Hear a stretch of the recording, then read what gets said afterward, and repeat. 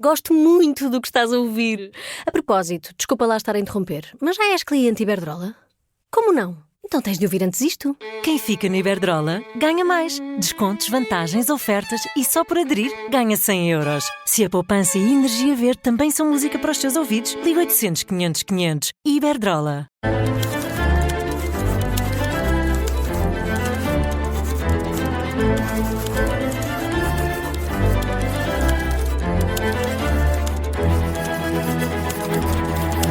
Já se sente o cheirinho a castanhas. Ainda não, castanhas. Que ainda não tínhamos aqui à nossa frente, mas já se sente de alguma Pensava forma. que ias falar outra vez de Natal.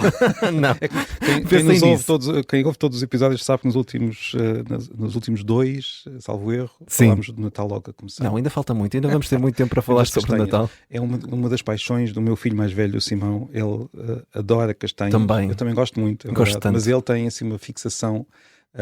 Mesmo ao jantar, ele pede para ter castanhas muitas vezes em qualquer prato. Eu também sou fã. Para mim era todos os dias do ano. Mas pronto, nem nos apresentámos. Olá, isto é o Português Suave. Eu sou João Costa e Silva, comigo está o Marco Neves. Temos muito para falar esta semana, Marco. Queres fazer assim Vamos falar de ténis e sapatilhas outra vez, porque isso é tema para um podcast inteiro, só sobre ténis e sapatilhas. E vamos passear ao Uruguai e à Galiza, e ainda vamos falar de mitos e dúvidas da língua portuguesa, como sempre. Então vamos a isto. Começamos com a língua nas notícias.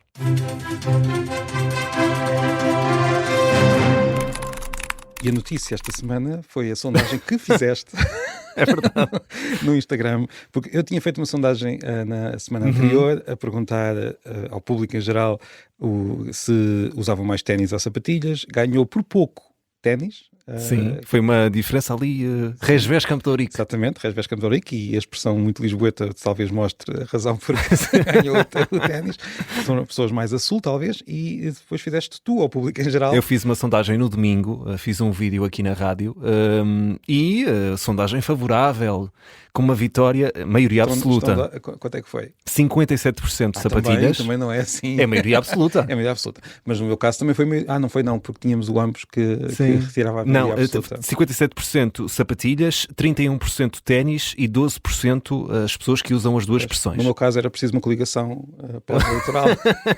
Aqui não dava uma coligação, mesmo assim não tinha maioria. Pois. Portanto, fiquei contente com os resultados. É assim, e assim se mostra que o país se divide entre o norte com e o sul. questões que importam. Como nós vimos, não é uma divisão, digamos, não temos um muro de betão entre quem diz ténis e diz sapatilhas. Há variação, há ali uma zona de transição, mas parece haver uma tendência muito forte para que no norte sejam sapatilhas e no sul. Se bem que há pessoas que eu conheço e que são do norte e que votaram ténis, e eu fiquei ofendido. E já não vais falar com elas? Não, vou, eventualmente. Também não sou assim tão extremista, não é? Mas eu acho que eu sou muito apologista de que não devemos perder os sotaques, a forma como falamos. Ainda que eu já tenha vindo para Lisboa há 4 anos, por exemplo, e já tenha perdido alguns trajeitos. Eu também tenho um amigo que foi viver para o norte, para a Maia, o Nuno, e ele já tem um sotaque do norte. Exato. Não tem um sotaque muito forte do norte, mas ganha também o sotaque, tal como acontece ao contrário, não é? Mas eu orgulho-me muito de ter amigos que hoje em dia, por exemplo, já usam a expressão morcão, que antes não usavam. Aqui em Lisboa. Sim, portanto,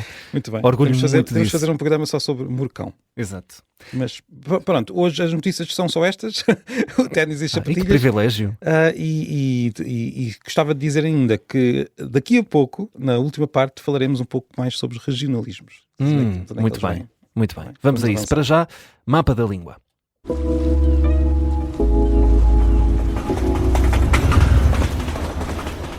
Então, vamos a 2 lugares muito diferentes um do outro. Vamos encontrar o português, isto é só uma referência à existência de muitos falantes de português num país inesperado, que é o Uruguai.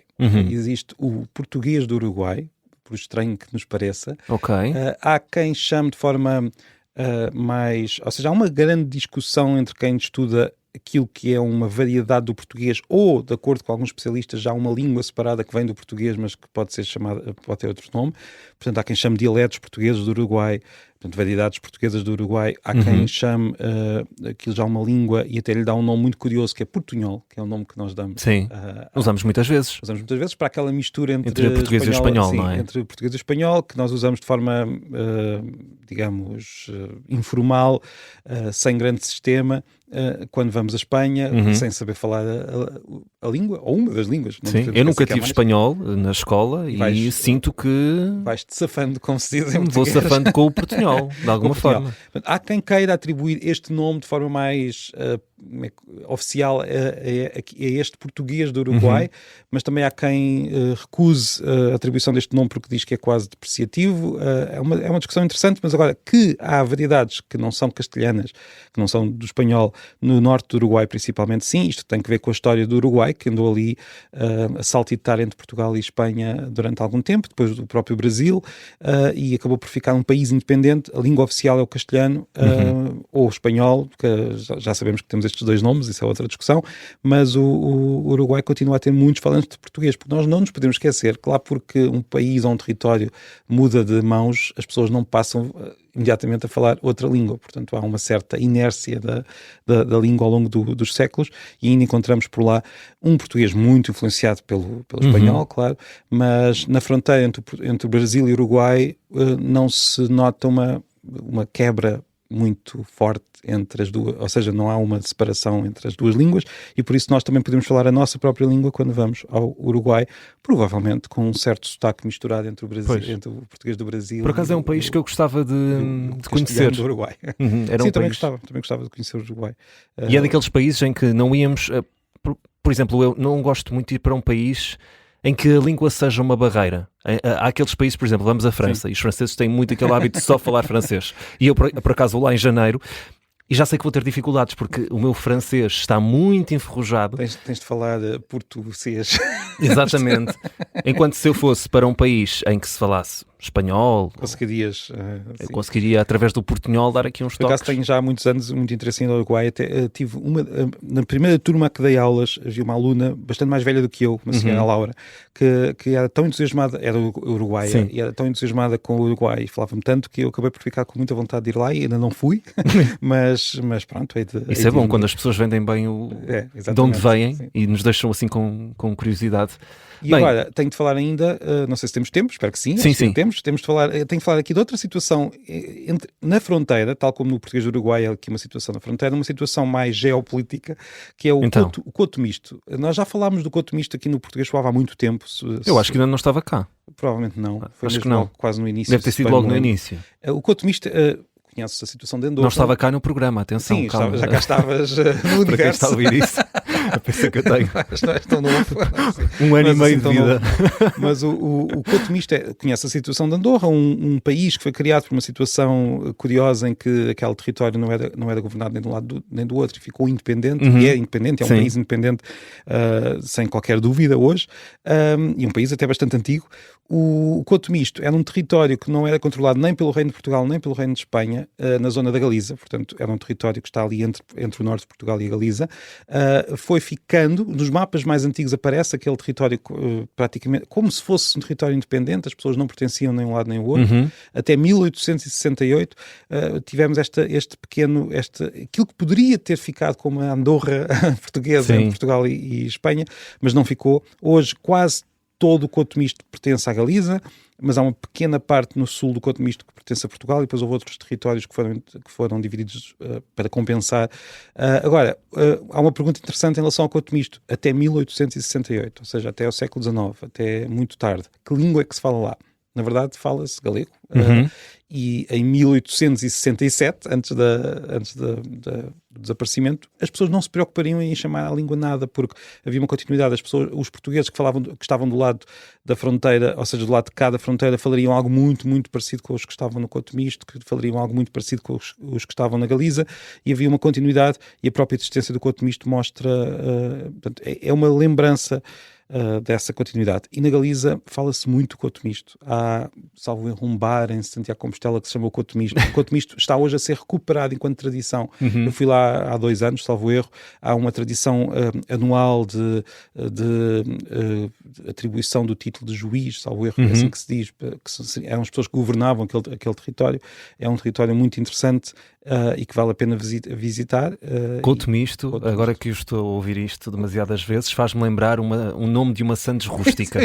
Se quiserem batizar o Couto Misto de alguma coisa, nós podemos dar aqui a receita no português suave e depois criam a Sempre que eu falo disto, as pessoas dizem, não é Couto Misto, é Couto Misto, porque se é no norte tens de pronunciar o ditão como deve ser. E agora ficamos aqui à espera que alguém faça uma sandes batizem, por favor, do Couto Misto e vamos lá nós fazer um episódio do português suave.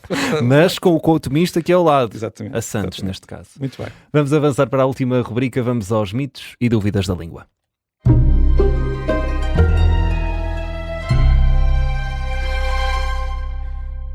E hoje queria fazer aqui um apanhado de várias questões que nos têm atrapalhado, entre aspas, no bom sentido, que são, alguns deles são regionalismos, outros nem por isso, são diferenças sociais no uso da língua, e eu queria trazer-los Isto vai gerar discussão, não vai? Vai gerar discussão, mas eu só queria dar aqui vários exemplos. Deixem nos comentários. Vários exemplos para mostrar que a língua varia e não...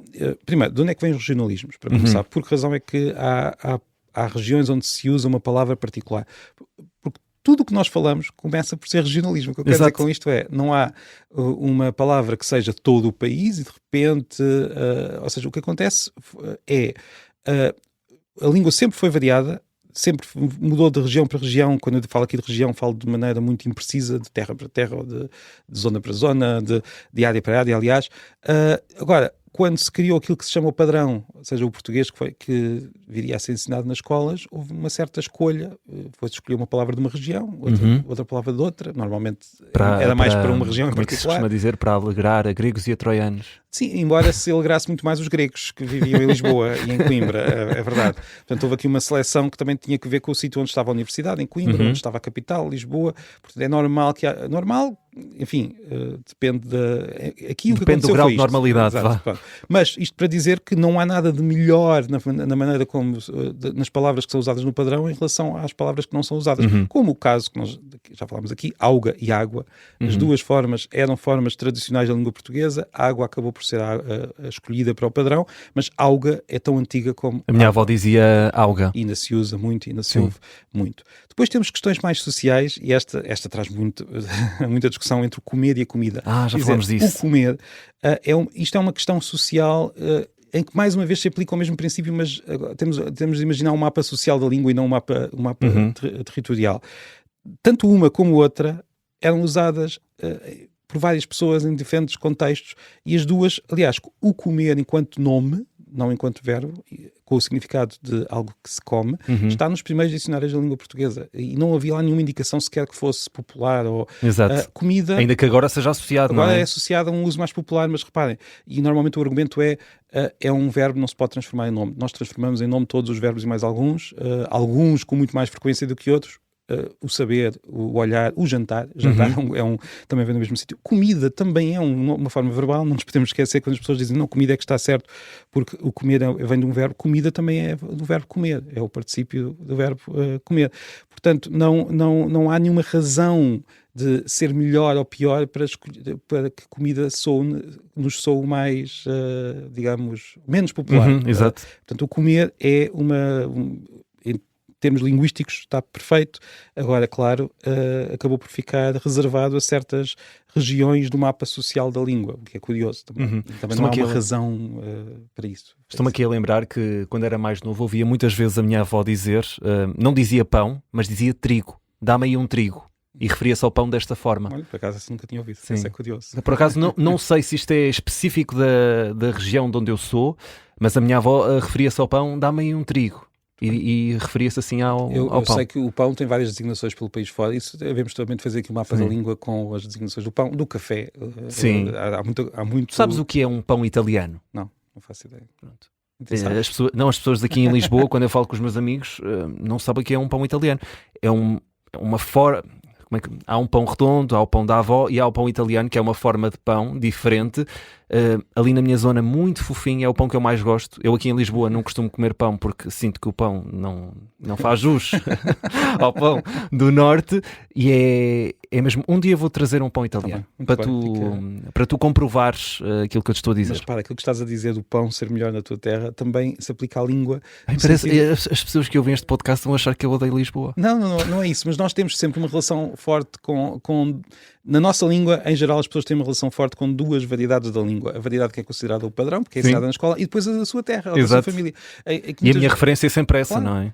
É a primeira. Claro, e as pessoas que estão numa zona onde o que é considerado padrão está muito próximo daquilo que elas ouvem desde crianças, não percebem esta questão e pensam que só temos português correto, o delas, e o português incorreto, o dos outros, quando na verdade temos esta relação muito diferente com várias variedades da língua, e não é uma questão de correção e incorreção, é só mesmo de variedade. Mas esta questão do pão italiano é importante, porque já perguntei a vários amigos aqui e ninguém faz ideia do que é. Depois eu mostro e a pessoa fica, é um tipo de pão. Mas eu penso do género, não, este não é um tipo de pão qualquer, este pão é muito bom. Mas pronto, um dia trago-te um pão italiano e quando terminarmos este episódio já te vou mostrar. Quando é que vamos combinar um episódio em São João da Madeira? Olha, era giro. Temos de falar com a Câmara Municipal. Acho que sim. Acho que era giro. Temos lá a Casa da Criatividade, portanto, então, está um episódio ao vivo. Marco, nós ficamos por aqui neste episódio de domingo. Dúvidas a enviar para onde? Para portuguesuave@observador.pt e o número de telefone, eu sei que tenho para aqui apontado. Será? Eu fingi que decorei. Meu Deus, não encontro, diz-me tu. 910024185. Eu encontrei aqui no nosso documento. Tenho um problema com este número. 910024185. Envia áudios até 30 segundos para o nosso WhatsApp da Rádio Observador, ou se quiser escreva-nos através do e-mail, como disse muito bem o Marco, portuguesuave@observador.pt. Nós estamos de regresso na quarta-feira. Até quarta. Até quarta, Marco.